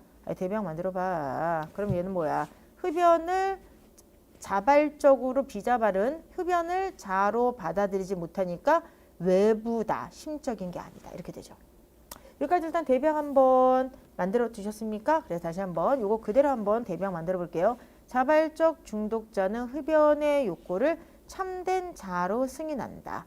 그래서 외부의 힘이 아니라 흡연의 욕구는 자신의 내부 심적인 욕구이다. 그럼 이거는 비자발적 중독자는 반대가 되는 거잖아. 그러면은 이거랑 반대로 한번 해볼게요. 비자발적 중독자는 서로 충돌한 두 가지 욕구, 즉 흡연의 욕구와 금연의 욕구를 동시에 경험하는데 그는 비자발적 욕구는 그 두 가지 욕구 충돌해서 무심한 반감제에 머물지 않고 둘 중에 하나를 자신과 일치한다. 그럼 봐봐. 그 다음 내용을 한번 얘기해 보세요. 대비항이지. 자발적 욕구자는 흡연을 자로 받아들이지. 근데 얘랑 대비가 되는 거잖아. 근데 비자발적 그런 어떤 그죠? 비자발적 어디냐? 여기 비자발적 흡연 중독자도 둘 중에 하나를 자기와 일치하지. 근데 이게 대비항이니까 얘는 흡연을 받아들여. 그럼 얘는 뭘 받아들이겠어? 금연을 받아들이겠죠. 그렇죠? 그럼 되잖아. 그러니까 그는 금연의 욕구를 승인하면서 그것을 자신의 참된 자로 받아들인다. 그러면 그 경우 비자발적 중독자의 내면에 나타난 두 욕구의 충돌, 즉 흡연의 욕구, 얘는 안 받아들여. 금연의 욕구를 받아들여. 자, 그러면은 이제 이거는 자 비자발적 중독자가 금연을 받아들이니까 금연은 이미 비자발적 중독자가 된 거죠. 그러니까 남아있는 건 뭐야? 받아들이지 못하는 흡연 욕구와 중독자 자신의 충돌, 중독자 자신이 금연을 받아들였으니까 얘 사이의 충돌을 변하게 되는 거죠. 금연 욕구가 이미 비자발적 중독자의 일부가 되었기 때문에. 그러면서 이 욕구가 중독자와 일체화되었다는 것, 즉 금연의 욕구가 중독자와 일체화되었다는 것은 흡연의 욕구와 금연의 욕구 사이의 충돌에서 금연의 욕구가 언제나 승리하다는 것을 보장해? 아, 금연을 받아들이면 무조건 승리해? 그 다음 보게 되면은 즉이 나오죠. 그리고 의미가 똑같아야 돼. 두 욕구의 충돌에서 비자발적 중독자가 흡연의 욕구에 압도돼서 총국적으로 담배 피우는 게 얼마든지 가능해. 그럼 뭐야? 내가 아무리 금연의 욕구를 자로 받아들인다고 하더라도 언제든지 담배 피우는 게 가능하지. 그러니까 금연 욕구가 언제나 승리하는 것을 보장한 건 아니라고 하는 거죠. 그렇기 때문에 이거 틀린 게 바로 3번이 되는 겁니다. 자, 결국 그가 담배를 다시 피우게 되는 거는 흡연 욕구와 비자발적 중독자 사이의 충돌. 비자발적 중독자는 금연 욕구를 받아들인 거죠. 그 중에서 누가 패배? 비자발적 중독자 패배했다는 걸 의미한다. 이렇게 되는 겁니다. 됐습니까, 여러분들? 이거 잠깐만 한번 다시 한번 정리를 한번 해보도록 할게요. 선생님, 저는 이런 글이 너무 정리가 안 돼요. 대비항 만들어. 대비항. 지금 보시면은 첫 번째부터 이게 대비항을 만들려고 됐잖아요. 두 가지 항을 비교하면서 한번 읽어라 이렇게 돼 있으니까. 그래서 이거 다시 한번 빠르게 읽어보도록 할게요. 여러분들 여기를 보게 되면은 자, 한번 해보도록 하죠. 자발적 흡연 중독자가 나오게 되죠. 근데 자발적 흡연 중독자는 어떻게 되냐? 여기 나오게 됩니다. 흡연의 욕구가 통제를 벗어나 발생하지만 욕구를 참된 자로 승인하죠. 됐습니까? 그러니까 그의 자아에서 자, 흡연 욕구는 외부 힘이 아니라 자를 구성한 심적 요소다. 이렇게 돼 있어요. 그러면 그대로 한번 뒤에다 써보도록 할게요. 얘가 자발적 중독자예요. 그리고 얘가 비자발적 중독자입니다. 둘 다 통제하기는 쉽지가 않아요. 통제가 안 돼, 흡연을. 근데 자발적 중독자는 다시 한번 흡연을 참된 자로 받아들이죠. 그러니까 더 이상 흡연은 외부의 힘이 아니라 내부의 심적 요소이다. 그대로 써보도록 할게요. 자, 똑같이 자발적 중독자와 달리 비자발적 중독자는 서로 충돌하는 두 가지 욕구 중에서 자, 어떻게 됩니까? 하나를 자기와 일차화하죠. 그러니까 얘가 지금 서로 대비가 되니까 흡연을 안 받아들이면 얘는 뭘 받아들이겠어? 금연을 받아들여서 자가 되는 거죠. 그럼 똑같이 여러분들 금연은 외부의 힘이 아니라 심적인 어떤 요인이 되게 똑같은 지금 대칭구조를 쓰고 있는 거야. 알겠습니까, 여러분들? 그러니까 여기를 갖다가 이렇게 보게 되면 결과적으로 비자발적 중독자는 금연을 받아들였는데 이때 금연을 받아들였다고 하는 게 항상 승리하는 걸 보장한 건 아니다. 왜냐면 다시 담배 피울 수가 있잖아. 그래서 패배할 수도 있다. 이런 의미를 쓰고 있는 겁니다. 됐습니까? 그 다음을 보세요. 요거 강조 이처럼 지금까지 되게 열심히 그쵸 양쪽을 대비를 했는데 여기서 결국 말하고자 하는 건 뭐냐 이거예요. 이처럼 인간은 자신이 어떤 인간이 될 것인지 흡연을 받아들일지 급연을 받아들일지를 뭐 하게 된다? 의지를 선택하게 되는 거예요. 그래서 자신이 어떤 삶을 살 것인지를 숙고해서 자아상을 형성하고 그리고 그 들 중에서 여기 나오죠. 일부만을 참된 자로 승인하고 수용하고 나머지를 배제한다. 선택하고 일부를 수용하고 나머지는 배제한다. 결과적으로 자 여기서 말하고자 하는 게 뭐예요? 매니를 보도록 하세요. 이 말을 다시 한번 반복하는 거야. 프랑크푸르트의 의지 이론에 따르면은 인간은 욕구를 가진 존재가 아니야. 단순히 그게 아니라 평가하고 의지로 삼을지 선택할 수 있다. 이런 얘기예요. 그러니까 쉽게 얘기하면은 프랑크푸르트가 말하는 의지 이론에 대해서 자발적 흡연 중독자와 비자발적 흡연 중독자를 대비해서 설명하고 있는 거야. 그럼 다시 한번 앞에서 나온 이 내용을 뒤에서 다시 한번 그쵸 이런 식으로 요약을 해주는 거예요. 정리하면 프랑크푸르트의 의지 이론은 우리가 그쵸 어떠한 자아를 선택하고 그 중에서 일부를 수용하고 일부를 배제한다. 자발적 중독자는 흡연을 선택했죠. 비자발적 중독자는 금연을 선택했죠. 그러니까 결과적으로 자아를 선택할 수가 있다. 그걸 바로 의지 이론이라고 하게 되는 거죠. 그러나 또 새로운 내용이 나옵니다. 행위자는 다양한 종류의 미결정성을 가질 수 있다. 미결정성. 자, 그러니까 미결정성 뭐냐면은 자 여기를 보게 되면은 둘 중에 하나를 선택한다는 것은 결정한다는 거죠. 그럼 선생님 질문 있습니다. 자아가 자신의 의지, 욕구를 선택하지 않을 수도 있나요? 있다라고 설명해요. 그래서 뭐라고 하냐? 대표적인 것이 프랑크푸르트가 의지 분열이라고 부른 거다. 의지를 따라서 하나를 선택해야 되는데 의지 분열은 아마 선택을 못하는 것 같아요. 한번 읽어보도록 하겠습니다. 그것은 행위자가 어떠한 특정 욕구를 긍정할지 혹은 부정할지에 대해서 여기 나왔대. 결정하지 못할 때만 나타나게 돼요. 그럼 다시 한번 흡연을 갖다가 받아들인 게 바로 자발적 흡연 중독자죠. 그 다음에 금연을 받아들인 게 이게 바로 비자발적인 그쵸 흡연 중독자죠. 이들은 흡연을 자아로 선택했고 이들은 금연을 자아로 선택했는데 얘를 선택하든 얘를 선택하든 제일 중요한 거는 하나를 선택해서 자신의 자아로 결정했다는 게 있어요. 그런데 프랑크푸르트는 뭐라고 하냐면은 결정 못할 수 있다는 미결정성 그걸 바로 의지 분열이라고 부릅니다. 그런데 but 결정을 못한 게 있다. not 결정. 그럼 얘를 갖다가 의지 분열이라고 부르게 되는데 이거는 말 그대로 결정하지 못할 때만 나타나죠. 결정할 때만 얘가 나타나게 되는 거예요. 그러면서 얘를 쓰게 됩니다. 가령 한 청년이 자유 프랑스 군대를 지원하고자 하는 욕구와 어머니와 함께 조국 프랑스에 머물고 싶은 욕구 사이에서 선택이 직면해야 돼. 그러니까 무슨 말이냐. 얘를 선택할 거야, 얘를 선택할 거야. 조국을 떠날 거야, 고향에 머무를 거야. 여기서 선택에 직면하고 있을 때 서로 충돌한 두 욕구 모두를 참된 자로 수용할 경우 다른 말로 하면은 두 욕구 모두를 참된 자로 수용한다. 그러면 위에 있는 말로 바꿔봐. 그럼 발음 뭐가 된 거야? 시작. 결정하지 못한다. 나 결정. 그렇지? 선택하지 못한다. 나 선택이 돼버리는 거예요. 그렇죠? 이랬을 때 결정하지 못할 때 뭐가 발생한다? 의지 분열이 나타나게 되는 거예요. 이거는 마치 뭐랑 같습니까, 여러분들? 그렇죠? 우리가 툭하면 의지 분열을 일으키게 되는 거죠. 아, 나 지금 놀까? 아니면 공부할까? 내가 놀까? 공부할까? 아, 선생님 지금 졸려요. 저 지금 잘까요? 공부할까요? 아, 선생님 수업 들을까요? 안 들을까요? 아, 선생님 문제 풀까요? 안 풀까요? 자, 그러니까 여러분들 선택이 직면한 상황에서 결정을 못하지. 결정 못할 때 뭐가 일어나? 의지 분열이 이제 생기게 되는 거잖아. 여기에 대해서 지금 보세요. 프랑크푸르트가 뭐라고 하냐? 의지 분열의 상태는 우리가 극복해야 될 심적 상태이면서 이거는 마음의 병이라고 이야기를 합니다. 결정하지 못한다, 선택하지 못한다는 의지 분열은 이걸 프랑크푸르트에 따르면 이거는 극복을 해야 되는 것인 마음의 병이라고 지금 얘기하는 거야. 자, 그러면은 이 마음의 병에서 치유된 심적 상태죠. 그걸 전심이라고 해요. 그럼 봐봐. 여기 또 대비양이 생기지. 의지 분열을 치유가 됐어. 이걸 전심이라고 하지. 그럼 봐봐. 전심은 뭐 하는 거야? 그쵸? 의지 분열을 결정하지 못하는 거잖아. 그럼 전심은 뭐 하게 되는 거야? 시작. 결정하게 되는 걸 얘기하는 거죠. 아시겠습니까? 선생님 왜 이렇게 웃으세요? 아니 웃는 게 왜 그러냐면 여러분들한테 뭐라 그러는 게 아니라 저도 마찬가지거든요. 저도 맨날 마찬가지야. 그러니까 예를 들어서 결정하지 못할 때 많잖아. 저도 약간 뭐 결정장애까지는 아니지만 하다못해 점심 메뉴를 결정할 때도 이걸 먹을까 저걸 먹을까. 저도 한 입만 파예요. 그렇죠? 양쪽 다 먹고 싶으니까. 내 거 선택하고 야 한 입만 이러는 짜증나는 어떤 그런 스타일이거든요. 저도 이걸 읽으면서 정말 많이 우리가 좀 느끼고 있는 것 같아. 공부할까 하지 말까 잘까 놀까 막 이럴 때 있잖아. 결정장애잖아. 근데 프랑크푸르트는 뭐라고 했냐면 그건 마음의 병이다 이렇게 얘기를 하고 있어요. 자 그럼 보도록 합시다 여러분들. 자 봅시다. 여기 결정을 못하는 상태가 이게 말은 뭐냐면 의지분열이라 돼 있어. 그럼 대비양 만드세요. 대비양.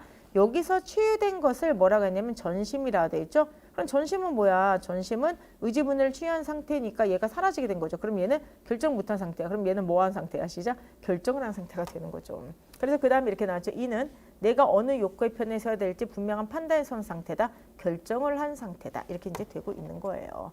대비양을 만드셔야 돼요. 대비양을 만들지 않으면 안 됩니다. 아시겠죠, 여러분들? 그럼 보세요, 마지막. 비자발적 중독자의 경우. 자, 비자발적 중독자죠? 경우 그의 내면에는 띵띵띵띵띵띵띵 이렇게 돼 있어요. 이런 이유로 비자발적 중독자는 의지분열의 상태가 아니야. 낫 의지분열이야. 그럼 뭐야? 전심의 상태죠. 전심의 상태래. 그러면 여기는 반드시 뭐가 들어가야 돼? 결정을 했다라는 게 들어가야 돼. 당연한 거죠, 여러분들. 왜 그렇습니까? 비자발적 흡연 중독자는 아까 뭘 결정했어? 금연을 하는 것을 자신의 자아로 결정한 거잖아. 그러니까 비자발적 중독자는 뭐가 아니다? 의지분열이 아니다. 의지분열이 아니라 전심의 상태다. 어쨌든 자아를 결정했다. 이렇게 되는 겁니다. 어떻게 좀 이제 좀 이해가 되세요? 이 지문이? 그러니까 결과적으로 한번 크게 한번 보도록 하죠. 이 지문은 뭐에 대한 거냐면은 흡연 중독자의 경우를 들어서 흡연 중독자를 자발적 중독자, 비자발적 중독자로 나누죠. 근데 결과적으로 자발이든 비자발이든 둘 중 이 두 쪽의 유형은 뭔가를 선택한다는 거야. 그러니까 선택을 한다는 건 뭐냐. 내가 금연 선택하든 내가 흡연 선택하든 간에 뭔가를 선택을 한다고 하는 건데 이렇기 때문에 프랑크푸르트는 우리 인간은 다양한 욕구를 가지고 있어도 무조건 욕구에 이렇게 휩쓸려가는 게 아니라 의지를 가지고 욕구를 선택을 할 수 있는 존재다라고 지금 얘기를 하는 거예요. 굉장히 이렇게 보면 이성적이고 합리적인 존재가 되는 거죠. 그러니까 누군가 그렇게 묻는 거야. 그럼 선생님, 프랑크푸르트 질문 있어요. 그럼 인간이 항상 모든 걸 결정합니까? 모든 게 명확합니까? 라고 얘기를 하죠. 그러자 뭐라고 하냐? 아니야. 그렇지 않은 경우도 있어. 그러니까 즉 결정을 해야지 자아가 의지를 갖게 되는데 결정하지 못하는 미결정성을 가질 수도 있는데 프랑크푸르트 입장에서는 그건 마음의 병이라고 하는 거예요. 그래서 결정하지 못한 마음의 병이야. 그치? 그러니까 결정을 하지 못하는 의지분열을 극복한 상태를 전심이라고 보게 되는 거죠. 그러면 이 이론에 따르면은 자발적인 흡연 중독자이든 비자발적 중독자이든 뭔가 결정을 한 거죠. 결정을 했으니까 이들은 의지분열이 아니죠. 둘 다 전심의 상태가 되는 거야. 이때 그 전심의 상태라고 하는 것은 뭐가 좋다 나쁘다가 아니라 결정을 하지 못한 상태가 아닌 것. 다른 말로 하면은 자 대병 잘 만드세요.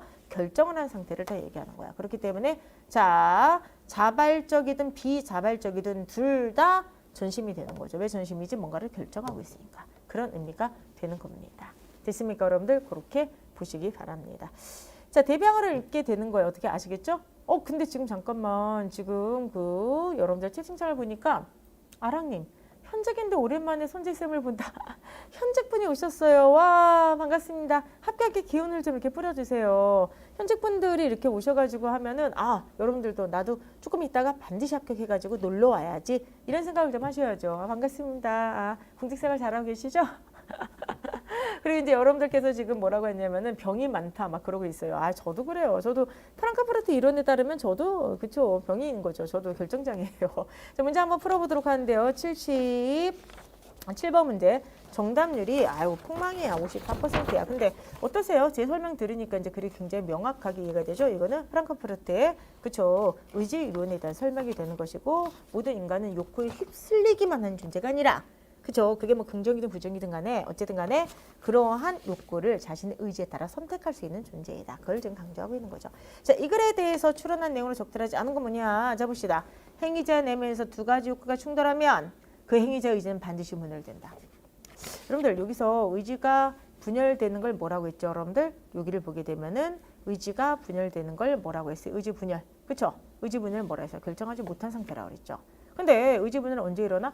결정하지 못할 때만 일어나게 되잖아. 근데 생각을 해보세요. 행위자 내면은 두 가지 욕구가 충돌할 수가 있는 거죠. 방금 얘기했잖아. 금연의 욕구와 흡연의 욕구는 충돌할 수가 있는데, 자, 의지가 분열되기 위해서 여기 나왔지? 의지 분열이 일어날 때는 결정하지 못할 때만 나타난다. 결정하면 의지 분열이 일어나지 않아. 근데 결정하지 못할 때만 나타나기 때문에 충돌하면은 반드시 분열되는 게 아니죠. 의지 분열이 반드시 일어나는 게 아니죠. 뭐 하지 않을 때만 결정하지 못할 때라고 하는 이 핵심적인 내용이 빠졌네. 대비약만 잘 만들어도 되잖아. 근데 의지 분열을 제일 중요한 게 결정하지 못한다는 거잖아. 근데 행위가 두 가지가 충돌해. 충돌한 다음에 내가 결정하면은 의지 분열이 일어나지 않는 거잖아. 됐습니까? 그래서 답은 몇 번이 되겠습니까? 1번이 되겠습니다. 이해되세요? 그 번째, 비자발적 흡연 중독자와 자발적 흡연 중독자는 모두 흡연의 욕구를 통제할 수 없다. 양쪽의 공통점이에요. 맨 앞에 나와 있죠, 여러분들. 보시게 되면은 모두 둘 다 거역하기 힘들다. 여기 나왔죠? 흡연의 욕구는 통제를 벗어나 발생한다. 맞습니다. 오케이. 자, 그다음에 세 번째 한번 해보도록 하겠습니다. 비자발적 흡연 중독자와 자발적 흡연 중독자, 비자발적 중독자 모두 특정 욕구를 참된 자로 표현한다.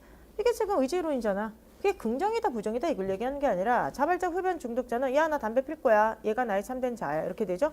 비자발적 흡연 중독자는 야 나 금연할 거야, 이를 선택하게 된다는 거예요. 그렇죠? 그래서 인간은 욕구를 스스로 선택할 수 있는 의지를 가지고 있다는 거잖아. 그렇기 때문에 자, 이건 당연히 맞죠. 이 글의 뭐 핵심 논지가 되는 건데. 마지막 네 번째, 의지를 분열인 상태와 달리 자발적 중독자는 서로 충돌하는 두 욕구를 경험하지 않는다. 이렇게 돼 있어요, 여러분들. 자, 그러면 여러분들 생각을 해보도록 하겠습니다. 자, 의지 분열인 상태는 얘는 결정하지 못한 상태죠. 그렇죠? 근데 자발적 중독자는 어떻게 돼 있어 아까? 자, 자발적, 이거 정확히 흡연 중독자죠. 어쨌든 흡연 중독자에 대한 거니까.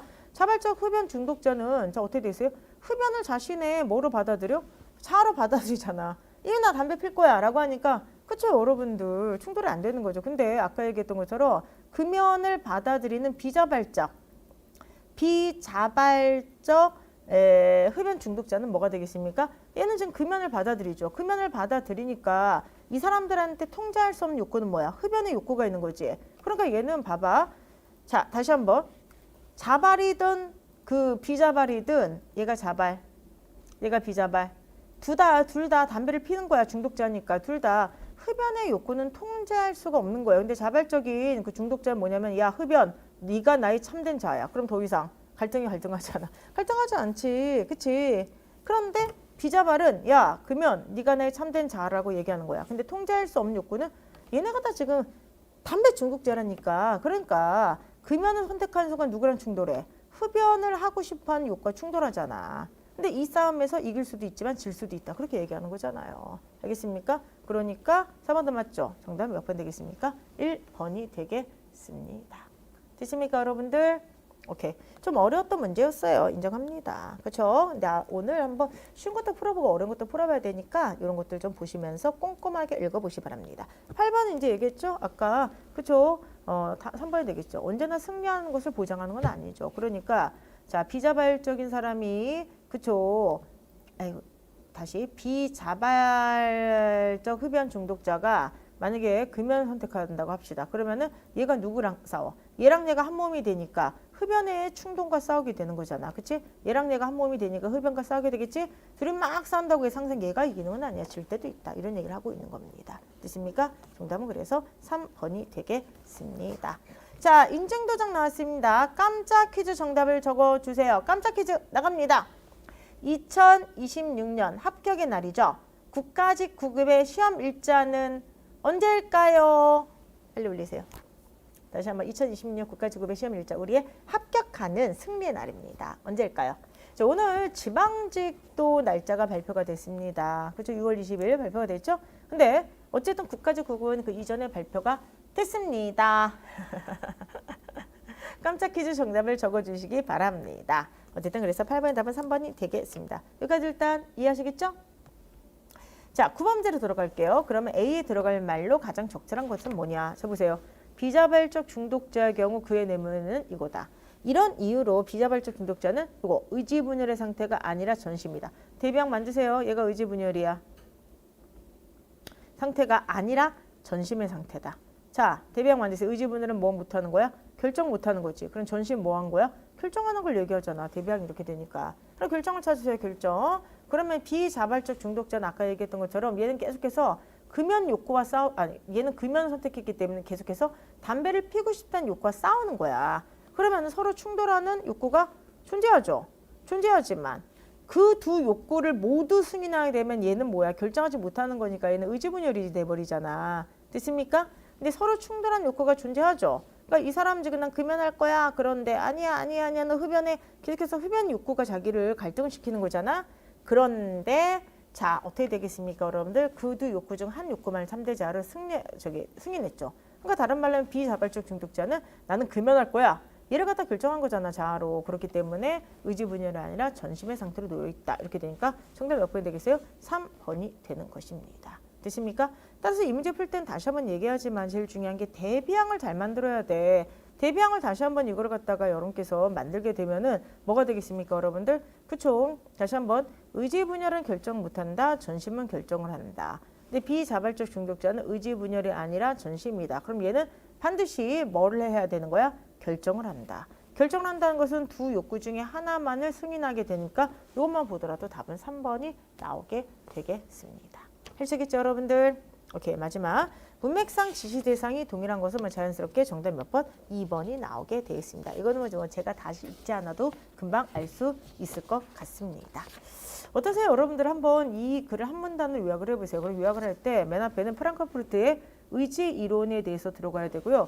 그 의지 이론의 핵심 말은 뭐야? 결과적으로 뭘 한다는 거예요, 여러분들. 그렇죠? 자신의 그런 자아를 선택한다는 거잖아. 자신의 욕구 중에서 하나를 선택해서 참된 자아를 결정한다는 것이죠. 그렇기 때문에 인간은 어떻게 되는 거야? 그렇죠? 분명히 욕구를 가진 존재인데 단순히 욕구에 끌려가는 게 아니라 자신의 의지로 선택해서 자아를 형성할 수 있는 존재라고 하는 거죠. 그것을 지금 의지 이론이라고 얘기를 하고 다만 그쵸. 프랑크푸르트의 입장에 봤을 땐 그렇기 때문에 자신의 의지로 자아를 결정하지 못한 상태를 병이 있는 상태로 봤던 겁니다. 그거를 지금 맨 뒤에서는 지금 뭐라고 했죠? 의지분열이란 병이라 설명하고 있는 거예요. 김하밀님께서 지금 되게 재밌는 의견을 써주셨어요. 인간은 환자예요. 저도 그렇다 생각을 합니다. 그쵸? 저도 그렇다 생각을 해요. 그쵸? 그래서 이 마무리를 이제 김덕민님의 취중 진담이라고 한 노래를 한번 해보도록 하면은 그래 뭐 취했는지도 몰라 이거잖아. 사실은 그거는 누구나 후회하는 거 아니야? 떠나가는 그 옛사랑 희미한 옛사랑에게 그쵸 전화하는 거 그치? 그리고 전화한 다음에 다음날 아침에 쪽팔려 하는 거 이거는 누구나 그 후회하는 거잖아요. 그쵸? 근데 술을 취하고 나면은 전화할까 말까 다 전화하기도 하고 그쵸? 그러니까 어떻게 보면은 잘못된 자를 선택하기도 하고 결정 못 내리기도 하는 거잖아요. 프랑크푸르트의 입장에서 보면은 그죠 합리적이고 이성적인 자아만 인정을 했기 때문에 우리 같은 사람들은 다 뭐가 되겠어요? 환자가 되겠죠. 그러나 이제 중요한 거는 여러분들 인생을 살면서 그죠 언제나 미결정성의 상태에 머무를 수는 없다는 거야. 때로는 저는 인간은 그렇게까지만 이성적이고 합리적인 존재는 아니라 보기 때문에 어떨 때는 미결정성의 상태에 있기도 하지만 어떨 때는 또 의지적 자아로 변하기도 한다고 생각을 합니다. 지금 우리가 공부를 할 때는 있잖아. 그치? 근데 공부를 할 때는 어떻게 돼야 돼요, 여러분들? 그쵸? 되도록이면은 미결정성의 상태에서 벗어나서 의지를 가진 자신이 선택한 자아, 주체적 자아로 사는 그런 모습을 좀 보여줘야 될 것 같습니다. 자, 오늘 콘서트 요원이 되게 길게 남았던 그 라이브가 되겠습니다. 저 정말 간만에 이제 콘서트를 봐서 그런 거예요. 근데 오늘의 결론. 이거 정말 말도 안 되게 엮어지네요. 그렇죠? 프랑크푸르트의 어떤 글을 봤으니까 자, 오늘 우리의 결실을 한번 써보도록 하겠습니다. 때로는 우리 삶이 미결정성을 지닌 의지분열의 상태로 살더라도 수험기간 동안 그리고 선제국어와 같이 열심히 공부할 동안은 어떻게 살자? 자신의 참된 자아를 스스로 선택해서 실현해 나가는 그쵸 그런 의지적 존재로 살자. 말도 안 되는 이런 결론을 내면서 오늘 수업을 마쳐야 될 것 같습니다. 그죠? 자, 어쨌든 여러분들 한 주 동안의 의지적 자아로서 열심히 사시기 바라고요. 그리고 제일 중요한 거 할까 말까 할 때는 공부는 하는 게 맞아요. 빨리 미결정성의 상태에서 벗어나셨으면 좋겠습니다. 우리가 사실 하루가 이제 이렇게 끝나게 될 때 가끔 너무 지칠 때가 있잖아요. 그래서 저도 가끔 그런 생각이 들어요. 특히 이제 뭐 오늘은 그래도 좀 라이브 같은 게 일찍 끝나는데 가끔 특강할 때 아침부터 막 준비를 겨우겨우 해가지고 긴장을 하잖아. 그렇지? 그리고 정말 저녁 늦게까지 이렇게 특강 같은 걸 하고 나면은 어떤 느낌이 드냐면 집에 가는데 잠도 안 오고 와 진짜 지친다 뭐 이런 생각이 들 때가 있습니다. 그렇죠? 그럴 때마다 저는 그렇게 생각을 해요. 맨날 그렇게 살 수는 없잖아. 근데 뭔가 이렇게 일을 할 때 어떨 때는 온몸이 정말 파김치가 되도록 지친 느낌도 전 있어야 된다고 생각하는 사람이에요. 여러분들 맨날 그렇게 공부할 수는 없어. 근데 그렇다고 해서 우리가 맨날 편안하게 살 수는 없잖아요. 그렇죠? 그렇기 때문에 이번 주 오늘 월요일이잖아. 월, 화, 수, 목, 금, 토, 일 중에서 자 우리 약속 2, 3일은 파김치가 되도록 한번 공부를 합시다. 그렇죠? 나머지는 약간 쉬면서도 할 수가 있고 그 다음에 또 그 다음 주가 있으니까. 근데 자 오늘의 우리 약속 2, 3일은 한번 파김치가 되도록 공부를 하고 다음 주에 만났으면 좋겠어요. 그래서 다음 주 월요일 날 선생님 전 정말 이틀 동안은 미치게 공부해서 저녁에 딱 누웠는데 정말 땅에 꺼진 듯한 느낌으로 누웠습니다. 이걸 자신감 있게 자랑스럽게 말을 하는 그런 다음 주 월요일이 되었으면 좋겠습니다. 자, 파김치 여러분들 다음 주까지 열심히 사시기 바라고요. 오늘 라이브 끝내면서 다시 사랑한다 말할까 우리 동일님 노래를 그쵸 한번 저도 이제 가면서 들으면서 퇴근을 하도록 하겠습니다. 여러분들 다음 주에 뵙도록 하고요. 오늘 콘서트의 여운이 좀 길게 짙게 남아가지고 좀 횡설수설했던 라이브였습니다. 다음 주 열심히 공부하고 오세요. 다음 주에 봬요. 안녕.